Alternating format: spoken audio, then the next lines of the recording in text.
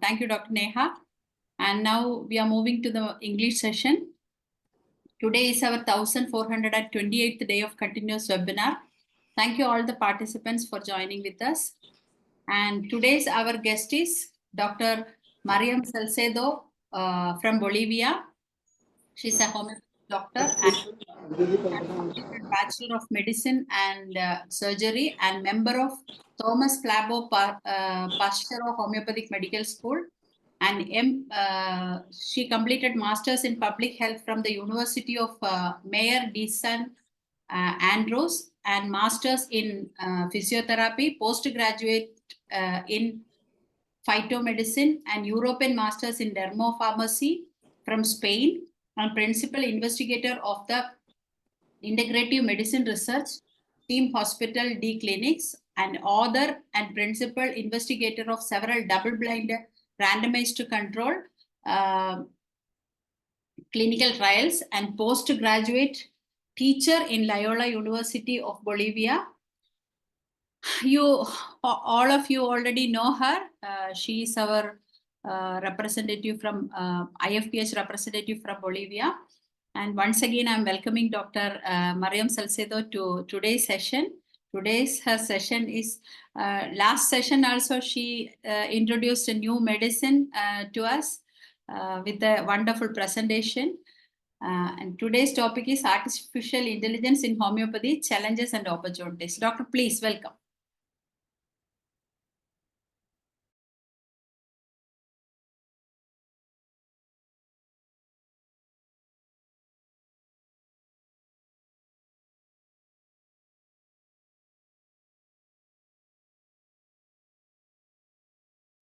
Good evening, good morning, good night to all of you. Thanks for your nice words, Dr. Ajini. It's always a pleasure for me to be in IFPH platform.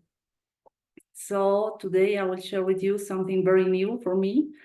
And I must confess something because I really don't trust on AE. But then I started studying thanks to engineer Carlos Arguedas, and I discovered a new world that I really would like to share with all of you. I will share my screen.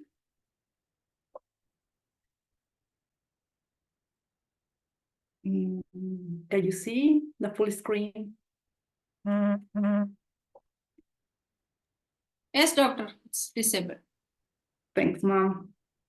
Well, so I'm from La Paz, Bolivia, South America, and my greetings for my country and my continent. Okay, so the integration of artificial intelligence in homeopathic medicine is an innovative development. This presentation explores the application that this type of technology offers and the possible implications on the use of AE to improve homeopathic medicine practice and patients' outcomes. So we will treat some contents like the new concepts, the present of AI, the challenge and opportunities, the available chatbots, and some practical exercises. So we know that in homeopathy, we use very huge information and materia medica, for example, which catalogs thousands of substances and their associated symptoms. So the handling of so much information makes it a unified field of the integration of AE. So we will start with some concepts. So AE can assist in diagnosis, treatment, selection, and patient management of offering personalized care through data analysis. AE tools can analyze vast repertories very efficiently.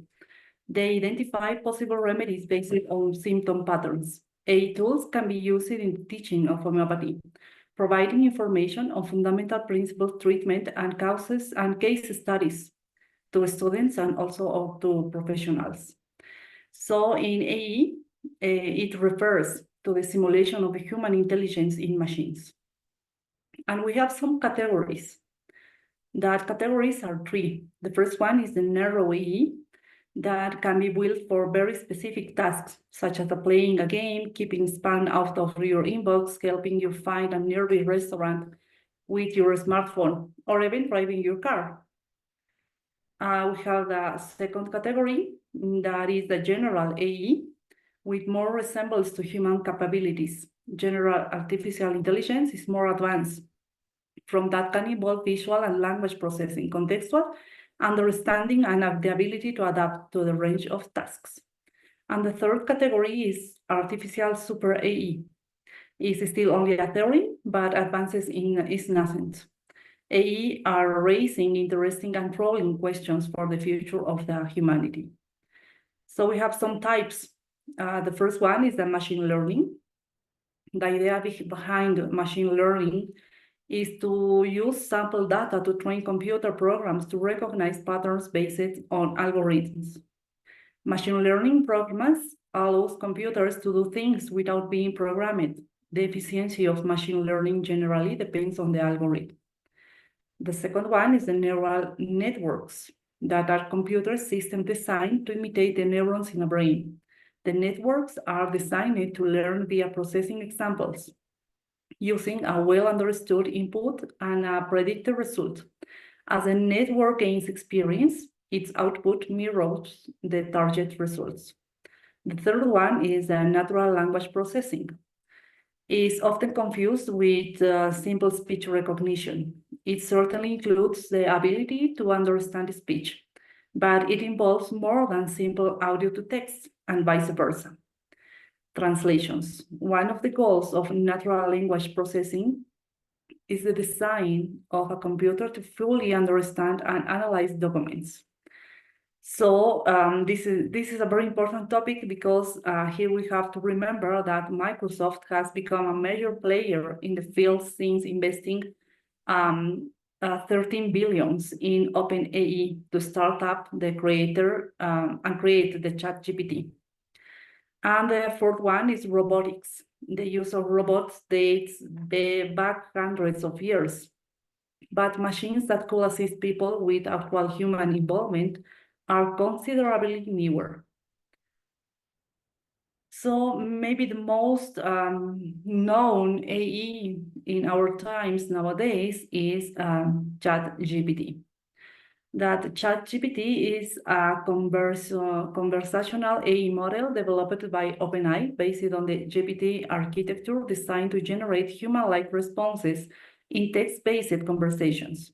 GPT means Generative Pre-trained Transformer, which is available from November 2022. So in this new file, we need to know new concepts. So I will just share with you two new concepts. The first one is, what is a chatbot? And a chatbot is a specific tool that can answer questions on specific topics. Chatbots usually have additional information in addition to the data with which they were programmed and trained. And now in health, if you will like to try some concepts in health, the specific bot is called HealthBot. And the second concept is, what is a prompt? The prompt is, they are an input text given to a language model to generate a response or complete a specific task.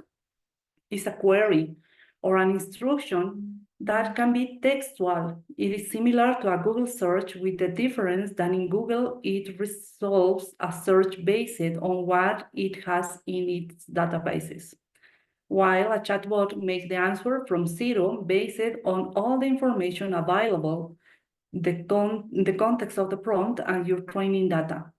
The interesting thing is that the available information does not necessarily have to be in the same language.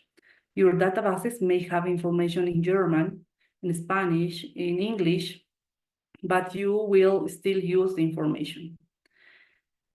So to make a prompt, there is another file called prompt engineering that guides us how you can construct a prompt, this query.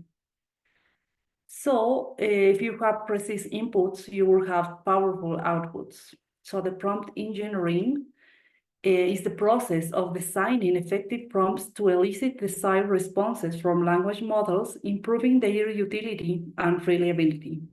For prompts to be useful, it's advisable to follow these requirements. We have 5 guides. The first one is to have clarity and precision.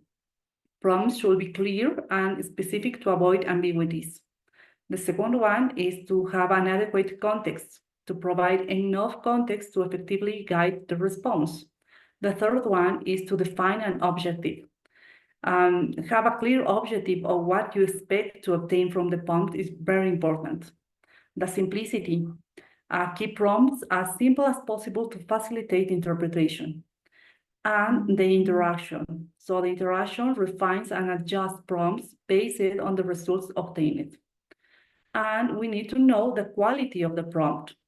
The quality of the prompt conditions the response. That is, it must be very clear and specific. So you have to, you need to define the objective. And here, when you will ask to the AE, it's very important to have some directions. For example, assume that you are an expert in homeopathic doctrine, or behave like an expert in materia medica, just an examples. The second step is to define the chatbot profile. Make the query clear and specific. The third one is to provide context and details. Always you need to bring a very important background to AE to have more information to give a better output. And define the response format, what we want. We want just a text, we want a table, we want a single response, a comparison between options. So all that are possibilities to have like an answer. But of course, this is the present, but we have challenges and opportunities. And this is the present of AE. Nowadays, we have some changes in America. And this was very interesting for me to discover that now we have a journal of AE and health. The foundation was this year. This is the editor-in-chief, and this is the journal that we have in America. It's specific in AE, intelligence in health, and aims to provide a freely accessible, multidisciplinary and comprehensive platform for researchers, scientists, and AE in health and medicine science practitioners to publish and exchange cutting-edge advancements, insights, technological development, and innovation at the intersection of AE and health. The journal seeks to explore the transformative potential of AE in improving and understanding health and medicine research outcomes, enhancing clinical decision-making, optimizing resource allocations, and addressing various challenges in the multidisciplinary field of health. So this year, the International Congress of Precision Medicine was held. And there in America, we have a specific conference on AE health. It was from Dr. Edith Topol. That is a very, very interesting doctor who is a researcher here. This was this year. And we have the call for the future version in March 2025 with the topic of AE in precision medicine. It will be carried on San Diego, California on March from the next year. So it's a very big topic in America nowadays. And about the challenges that we had. So it is said that while ethics ascend the steps, technological advances ascend the elevator. So some of the most pressing challenges for using AI in the healthcare include data privacy and ethical problems, of course, data privacy, the security of all the information that we have there, the patient safety and accuracy train is also in the security. We have another challenge that is the training algorithms. That's very interesting and very important. Of course, another challenge is the resistance to change that I was experimented. I have to be honest with you. And then the other challenge that we are facing now is the need of training, because that is very, very new. Maybe it's very new for all of us, and it's very new in health sciences, but we need to training. So that is very important things. And the opportunities that we can have with AE, especially in our file, is that with the new AE technology in healthcare of medical tools and intelligent algorithms that are able to interpret large data sets. So the potential for using AE in healthcare is limitless. One of the biggest challenge and at the same time is an opportunity is to identifying patterns in patient symptoms and responses. So AE can overcome this challenge by efficiently processing and analyzing data, discovering correlations, patterns, percentages that are not evident for us in the clinical, in the day by day. For example, by using data meaning and neural network techniques, combinations of symptoms and remedies that can be used successful in previous treatment can be identified. So it's very interesting because you can create your own repertoire on IE. Another opportunity that we have is that to learn large data sets to diagnosis accuracy, it can significantly increase diagnosis accuracy, ensuring patients receive the appropriate treatment.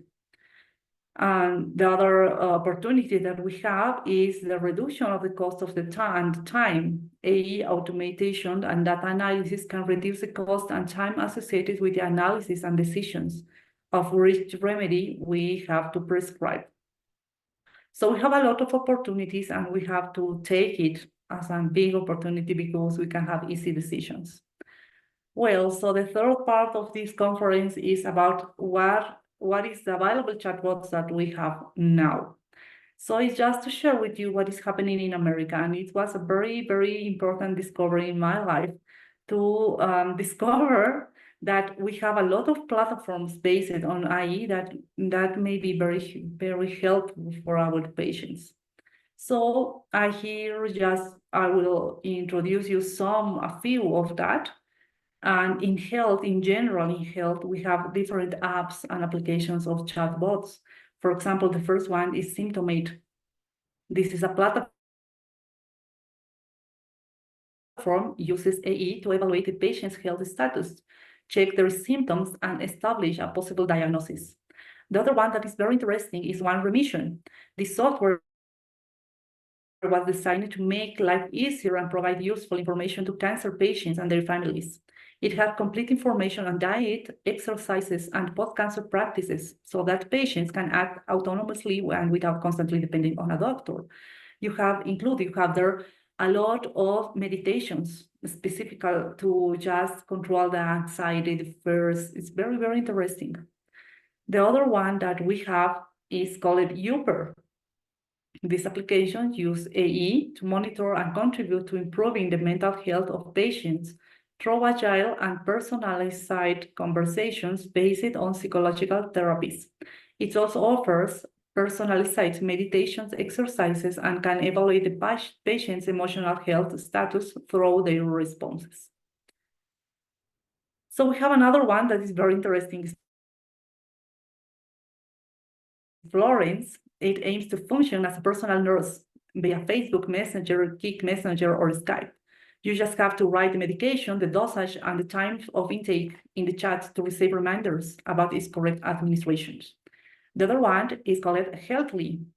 Healthly is a symptom checker, offers online medical services such as pharmacy search and recommendations for the mental health apps.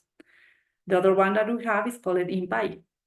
Was developed by Dr. Francisco Mirales, an internist from Malaga and member of the Spanish Society of Internal Medicine. This app guides and helps through a series of key questions in diagnosis of COVID-19 and also about the possible phase or stage of transmissibility where the patient with suspect COVID-19 is located. So this is some statistics about Symptomate. It has more than 9,000 hours of medical work, more than 14,000 interviews, and 200,000 monthly interviews. This is the statistics of One Remissions about all the people that is in need of mental health, and the clinicians that are prepared for this purpose. This is other one. This is super. As I tell you, it functions in your mobile, for example, in your laptop, there is no trouble. And when you just download the app, you can start a chat, how you are feeling, how it can help you, and if the app detects that you are in a very worse mental health, it automatically will refer to a psychologist or maybe to a psychiatrist. So the most engaging mental health chatbot is Uber, that combines psychology and artificial intelligence to understand users' emotional needs and engage in natural conversations. A study published in Journal of the American Medical Associations identified Uber as the most engaging digital health solution for anxiety and depression. So this is very interesting because there are a lot of models. And this is very interesting because if we just ask ourselves, and what IE and homeopathy, what is happening there? And you have the answer, because in India was carried 2 studies about models in homeopathy, what it will happen. So I leave here the quotes. You can go deeper. You can take it out by internet.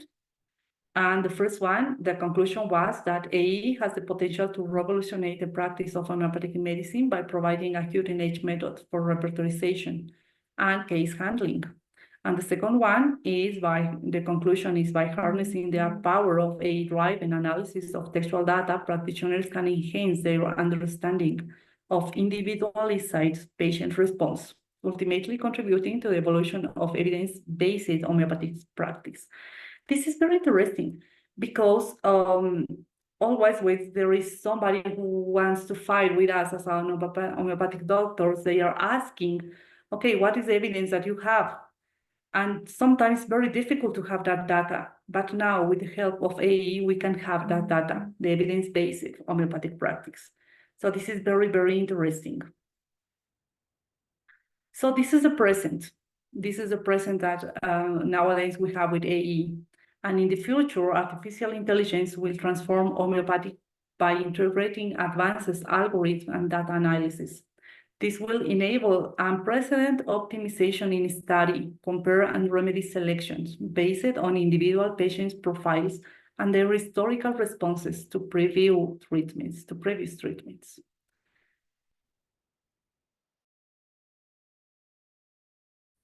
So I will share with you some practical exercises. We know that in ChatGPT, we have different versions. We have a paid versions and a free version. So I was working on a free version just to know what is happening in homeopathy there. So in ChatGPT, I found 27 results in homeopathy chatbots. Each of them has different suggestions and search indicators. I found everything from bots that explain what homeopathy is to those that suggest remedies based on the symptoms. And I also found bots specialized in generating multiple choice exams, like a quizzes. Very, very interesting. Which touch another aspect in homeopathy, which is the education and continuous improvement. So you can train your own chatbot just to have daily studies on materia medica. So this is the chatbots in homeopathy. This is the indicators to start a conversation. So there are very specific, and there is a few really in all that I can find. Maybe in the paid versions you have more, I don't know. But you can ask if the chatbot can explain you the homeopathy principles, the exercises for homeopathy, a help with a homeopathic case study to clarify the homeopathic concepts. Tell me about the principle like yours, like in homeopathy. You can create quiz on homeopathic remedies, on philosophy, on doctrine, homeopathic doctrine as well. How will you approach a case of insomnia in homeopathy, for example, explain the history. And other indicators are, tell me about the history of homeopathy. Can you explain how homeopathic remedies are? What are the principles of homeopathy? How does homeopathy differ from the conventional medicine? So There is more types of conversations that you can start, but this is just a few examples just to let you know how it's working. So during this year, 2024, the Precision Medicine Pre-Conference was carried on. And there were Dr. Mara Spinal of Illumina Ventures, who engaged in a fireside with the chat with Dr. Eric Topol. And she said, it's possible that the only healthcare providers who won't fully benefit from AE advancements are those who choose not to embrace its use. So we have to take a look here, and we need to start as homeopathic doctors training ourselves to use AE and training new chatbots with our own and right information, of course. So this is nowadays, this is a very important change. I believe that this change is something like when we have a manual writing machine, and then we have to change to the laptop. And when we have to read a lot of books, but then we have a Google search. So we have to be on the right side of the change. So now I will share with you the story of Pure Materica Medica of Dr. Hahnemann. I was just something like researching on AE, how it can help us and how we can manage in the best way this new tool. So we know about Pure Materica Medica of Dr. Hahnemann. But as we know too, there are very, very big books. And sometimes it's just in German version. Sometimes we can find it just in English version. That is a very limitation for the Spanish people, for the Spanish speakers. And the other topic very important is in that kind of books that there are a lot of words and sensations of the provers that we cannot understand because that words was in an old German. So it's very difficult to understand in the actuality, in the current days. So at least this was always my limitations in studying Pure Materia Medica. So I decided to try to study Pure Materia Medica with the help of AE. And I decided just to take one remedy that is aconitum, that we all know aconitum. And of course, we know how it works, what symptoms it has. But I decided this remedy by two reasons. The first one is because it's just 22 pages of the Pure Materia Medica of Hahnemann. And we know that remedy. So then I can compare if the AE is giving me true information. So we know that aconitum has a lot of symptoms. So I decided to study by a percentage distribution on the symptoms. So AE gave me this information that 30% is for mental and emotional symptoms. Cardiovascular system has 20% of the symptoms, fever 15%, musculoskeletal symptoms 15%, and general symptoms 5%. So the most important symptoms that we know in the mental and emotional sphere are fear and anxiety. But this fear and anxiety was just experimented in the 20% of the provers. Most experiencers report intense fear and acute anxiety, often with a sense of impending doom. The other symptom is agitations and restlessness in the 10% of the provers. So it was like an extreme restlessness and difficulty staying still are common in aconitum. So we will start just studying one by one. Fear and anxiety, 20%. Agitations and restlessness, 10%. And maybe we have this 10% as the main symptom in aconitum. So it was very interesting for me to discover these things. In cardiovascular system, 20% of the provers we have palpitations in 10%, as a rapid and strong palpitations are frequently reported. Fast and strong pulse, 5%. A strong and fast pulse is a distinctive characteristic. The sensation of imminent doom is often accompanies cardiovascular symptoms in the 5%. And in the specific chapter about fever, we have the 50% of the provers. High fever. Sudden high fever is common, accompanied by a feeling of intense heat. Intense thirst is marked with a 10%, especially during febrile episodes, and intense thirst, 5%. So in the respiratory system, 15%, we have some interesting symptoms, like difficulty breathing, 10%. A tight feeling in the chest and difficulty breathing are prominent. Dry and painful cough in 5% of the provers is a persistent cough in many of the cases. In the musculoskeletal symptoms, we have 15%, like a muscle pain and stiffness, 8%. Acute pain and stiffness in the muscles, especially after exposure to cold. Numbness and tingling, 3%. Sensations of numbness and tingling, particularly in the extremities. Cramps and spasms, 2%, often associated with the feeling of coldness. And touch sensitivity, 2%. Increases sensitive to touch and pressure in painful areas. And this is very interesting to know, because this chapter about musculoskeletal symptoms are not in the pure materia medica of Hahnemann. It was discovered by Herring many years after Dr. Hahnemann, because he repeated the proving. And we have the other symptom, that is the general symptoms, the 5%. That is sensitivity to cold and dry wind, 5% marked sensitivity to cold and dry winds, which can precipitate symptoms. And this is, I believe, the most amazing thing that I can find in AE, is in the provings. You just have these provings with for Dr. Samuel Hahnemann, Konstantin Herring, James Taylor Hent, and Nash.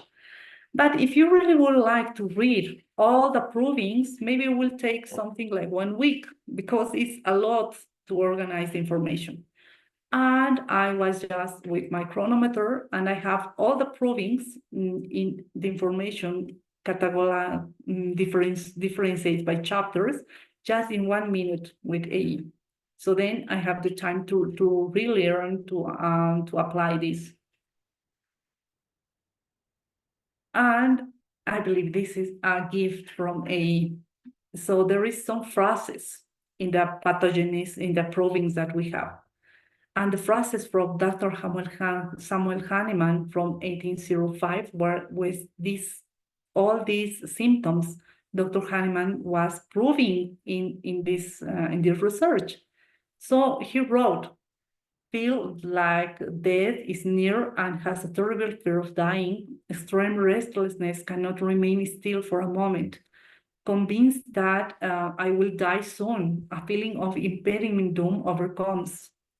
High fever that appears suddenly with dry burning skin." This is a very nice modality. "Drink large amounts of water to quench an insatiable thirst. Sense of tightness in the chest, difficulty of breathing deeply." Another phrases are sharp, stabbing pain in muscles, especially after exposure to cold. Numbness and tingling in the extremities can often accompanied by cold. Increased sensitivity to touch with sharp pain and the slightest contact. All the phrases of our master. And of course, we have a lot of phrases more from Dr. Herring, from Dr. Kent, who prove the substance. So it's very interesting, because just in few minutes, you can have order by all the provers, all the phrases on all the symptoms that they experiment. Okay, and this is the provings about aconitum. This is in Spanish. You can also have in each language that you will like the output. So we know that Samuel Hahnemann performed the proving in the year 1805. This proving is published in his Materia Medica Pura, Pure Materia Medica. The number of provers are 10 to 20. And Hahnemann conducted his experiments with small groups composed primarily of himself, some of his students, and members of his family. The exact details of the number of experimenters are not always specified, but it's generally estimated that Hahnemann worked with a group between 10 to 20 persons. Konstantin Hering in 1830 to 1840 made a new proving. These results later was published in Guiding Symptoms of Our Materia Medica. The number of provers was in groups that varied in size, but it's likely that he used a group between 10 to 30 people, including his students and colleagues. Then James Taylor Kent performed the proving late in the 19th century. The results were published in Lectures of Homeopathic Materia Medica in 1905. The number of provers was generally composed of his students and colleagues with an estimated number of between 15 to 25 persons. And Nash performed a new pathogen, a new proving of aconitum. Then the results were published in Leaders in Homeopathic Therapeutics in 1898. The number of provers was 10 to 20. And of course, we have other notable contributors like William Borick, although he did not perform original provings in this substance specifically, aconitum, but Borick compiled information from multiple sources and contributes significantly to homeopathic clinical practice and documentation. So this is very interesting because Dr. Samuel Hahnemann, in all the provings that he made, he doesn't find any musculoskeletal symptoms. But Dr. Hering, that has a big group of provers, find that symptom. So for me, it was very interesting to know that in the original provings of Dr. Samuel Hahnemann, there is no symptoms, specific symptoms of muscles, pains, for example, but then Hering found it. So I believe that we have the enhancing homeopathy with AE maybe can bring us the precision in every dose because we can know in deeper the remedy. I really would like to study in percentages because if we just keep in mind, for example, that aconitum is just for fever, for dry cold, we are forgetting this stiffness, this numbness in the muscles. And it's very important in percentages. It's more than the pain in percentages in all the provers that have that symptom on that provings on that time. So for me, it was a very interesting research, a very interesting file to discover, to train on that. And I am sure that IFPH is leading a lot of new movements. For example, it's carrying on all the Zoom meetings daily without pause. So I am sure that the IFPH platform needs a chatbot just to upload the right information on homeopathy and to bring to students and homeopathic colleagues around the world all the treasure that IFPH is embracing with these daily Zoom sessions. So thank you very much for being here, for your attendance, for hearing me, because it's a very new field for me. And I really would like to share with all of you, because maybe we can have a very interesting, a very nice tool in our hands. And we just need to train on that. And then we need to share our outcomes, to improve the information that the AE is giving to the people in general and to our colleagues and students as well. Thank you very much. It's up to you, Dr. Jimmy. Thank you so much, Dr. Marian Salcedo. Actually, these all are very new information for us. I'm totally illiterate about AI, and I think many of the doctors have some questions to ask you. Dr. Shaji Kudiat, please. Yeah, thank you. And this is a very wonderful, interesting presentation. Am I audible?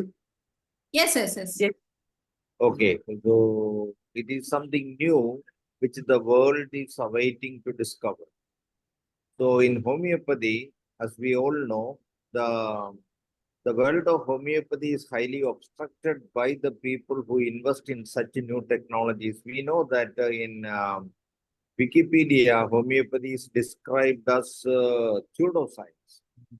So there are a lot of limitations these investors are putting, because homeopathy is a different system which they don't understand. So they are putting a lot of hindrances on the path of homeopathy.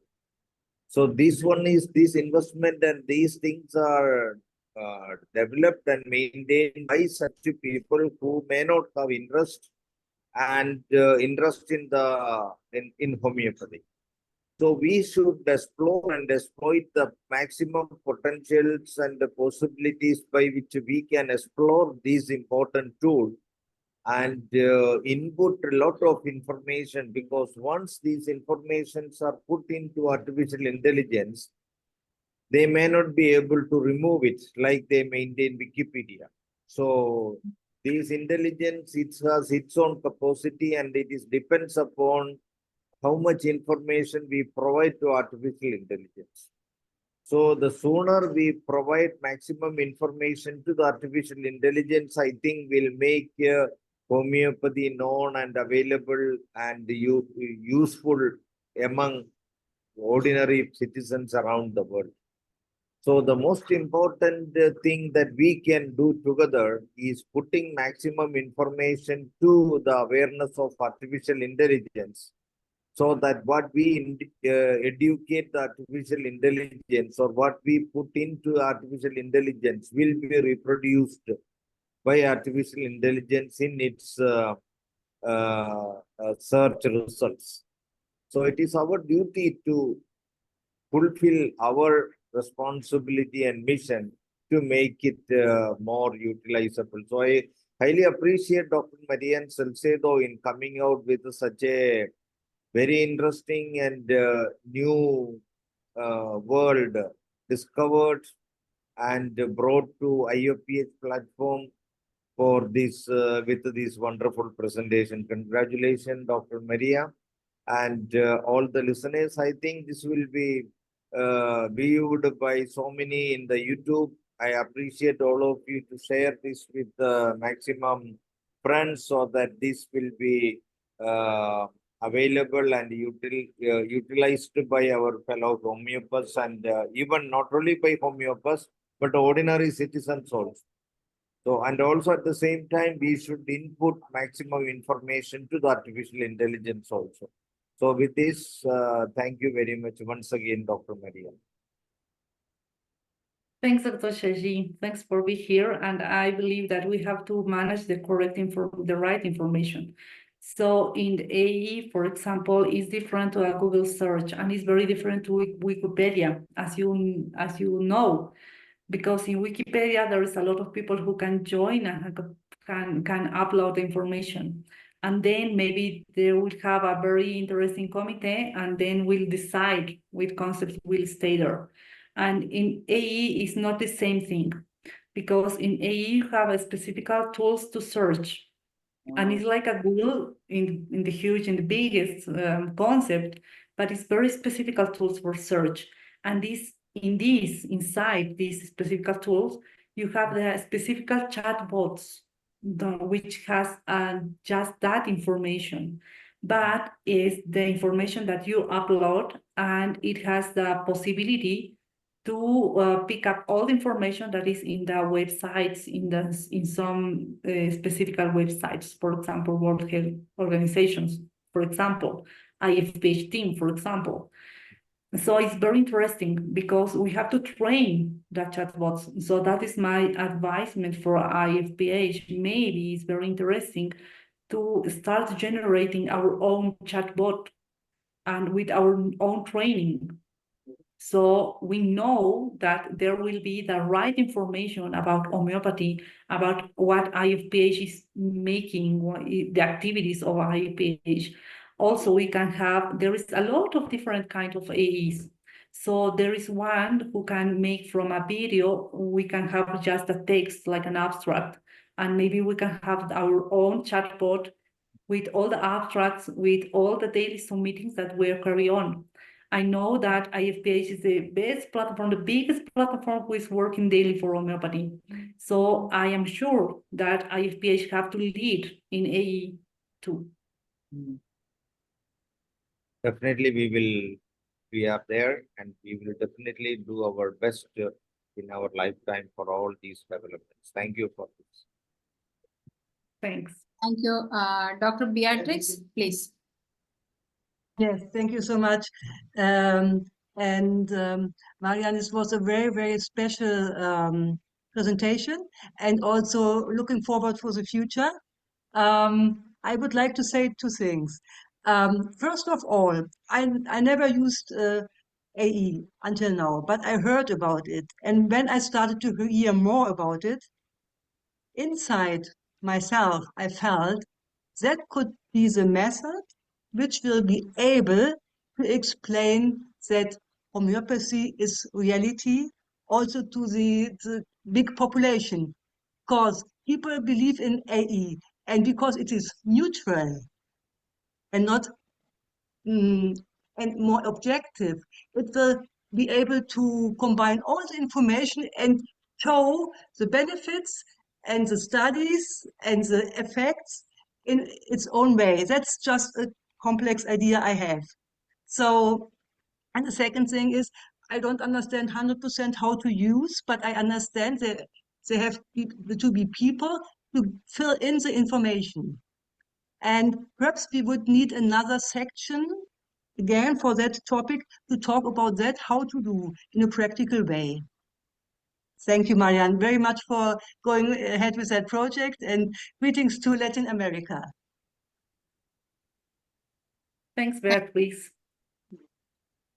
Thank Can I answer, Dr. Gini, please? Some inputs. So thanks, Beatrice. Yeah, it's really news, and I as a start, I have to confess that I was not believing in AE, so I have a lot of resistance. Then I understand that it was a challenge just to take out that mind, that limitations in the mind, and just start trying on AE, because it's a changing, it's a time to changes. So then I just was wondering to myself that when we don't have the mobiles, for example, we have the other mobiles with a line, the fixed line. But nowadays, nobody uses that phones. So with AE will be the same. This is nowadays. In the future, it will be more specific. So we have to be there as a platform. It's very important to start, because now we have just few chatbots. 27 is just few. And they are working with the right information, the most of them. So if we have, as IFPH, a right chatbot with the right information, will be very, very good to spread our activities and our science. Mm-hmm. Thank you, Dr. Danish. As you told, every new changes, we will have a resistance in our mind. Then we will gradually accept that. Dr. Danish, you can ask. Thank you, Dr. Marian Salcedo. It's really a very good session indeed. I think this is for the second time a person coming from coming with this artificial intelligence, the relevance of artificial intelligence in this new era. And at our Malayalam Zoom, we have 5 presentations from Dr. Manoharan. one who is an expert in all this laptop computer technology. He has presented 5 sessions. That means more than 5 hours of presentation. That much of depth was in his presentation, and that's how. Doctor, you are Because mute. of it. Some people believe that. Okay, you continue. Now it's Some okay. people believe that if you. Some people believe that if you use this artificial intelligence, homeopathy may be the loser, but it is not so. Homeopathy will be the winner because we are doing this much of presentation, as you rightly point out. The homeopathy webinars done by people will be watched by more people, and they got the idea. Even chatbot that fellows can use. The artificial intelligence people can use what is happening with homeopathy in and around the world also, if they get some clues from this. So anyway, it's really a very good subject and very apt subject for the present era. And congratulations for your excellent session. Thank you very much. As you advise, we will look forward for making such things in the future with some technicians who are very good, who is having very good sound knowledge on the subject. And I think Dr. Manoharan can assist us in that way also. We will utilize him for that. Anyway, your suggestion we accepting with the full heart. Thank you, Dr. Marian. Thank you, Dr. Danesh. Sergio Castellos, Doctor, please. You can unmute. Yes, sí. I see. I speak in Spanish. Creo que ha sido muy interesante porque la inteligencia artificial puede servir tanto para tratar también como para prepararse, para entrenarse. Creo que Marian abordó los dos aspectos que son tan importantes para el desarrollo profesional de un homeópata, ¿ya? Tener más éxito porque los pacientes lo requieren y también capacitarse para eso. Creo que es abrir una puerta que nosotros no sabemos dónde vamos a llegar y por lo tanto tenemos que guiarla. Gracias, Marian, por todo esto y gracias al fórum que está realmente trabajando para expandirse y hacer las cosas muy bien. Gracias. Gracias, Sergito. I will translate, Dr. Gini, please.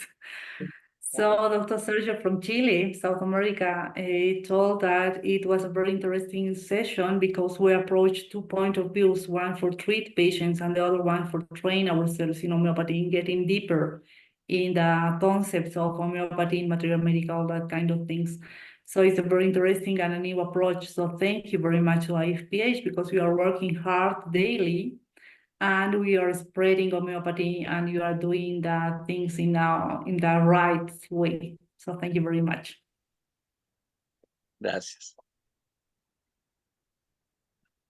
You are muted, Dr. Gini.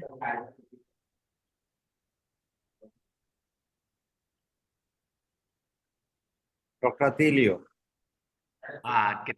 ¿Qué tal? Buen día, gracias. Bueno, Marian, felicitaciones, excelente tu presentación, sin lugar a duda es como cuando recién nacemos, ¿no? Tenemos que empezar a gatear, a caminar y bueno, es algo nuevo en lo personal y me imagino dentro de el ecosistema de homeopatía en el mundo, ¿no?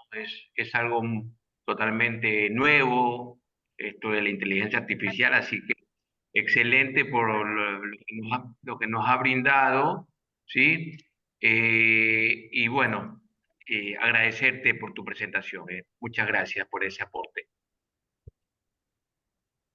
So thank you very much for this conference. It's a very new concept for all of us. When we birth, we have to learn a lot of things. So maybe this is the new thing that we are facing now. So thank you very much and how to train ourselves. And thanks to IFPH. Thank you, Doctor. And anyone else? We have 5 minutes more. Actually, maybe I would like to add something, Dr. Ajani. Maybe now we have the fear about that AE can take it out of our work, and maybe AE will do everything in homeopathy.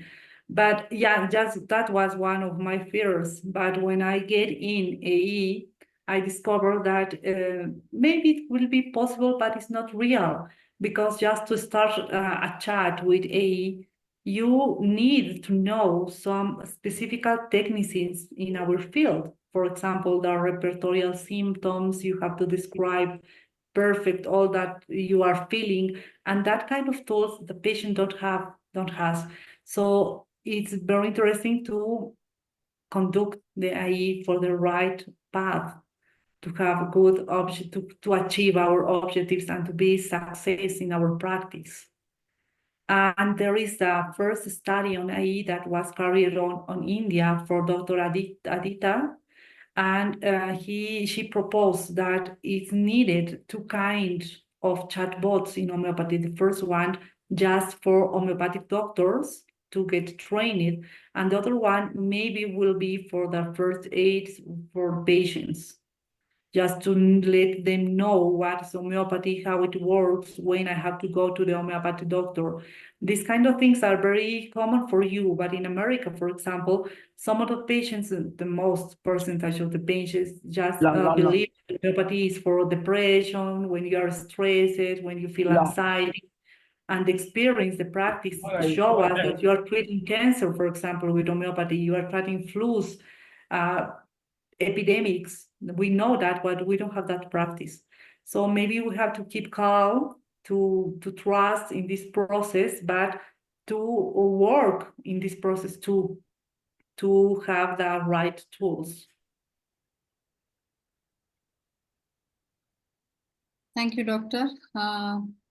When Mariam Salcedo is taking class for her presentation, every language will unite here. That time only we feel like it's an international platform. So come frequently to our platform to take some classes. Even we need more information from you about AE also. Thank you so much on behalf of IFPH, and I am inviting Dr. Shaji Kudia for saying vote of thanks to Dr.MARIAN SALCEDO. Thank you. It is my pleasure and honor to say thank you to Dr. Marian Salcedo Rios from South America, who is our South American coordinator and doing wonderful job in spreading homeopathy in her own country.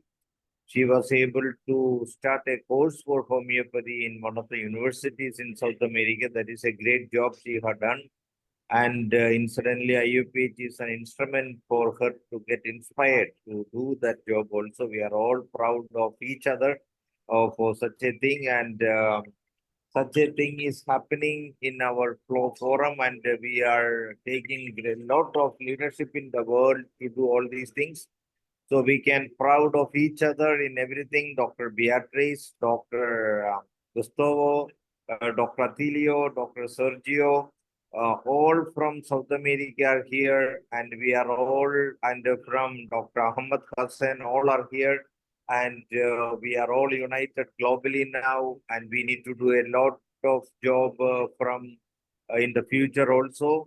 So we will do it, and we will achieve, and we will do best things ever possible in our lifetime to bring homeopathy to the hearts and minds of the people around the world, so that this wonderful system will be utilized for the benefit of humanity.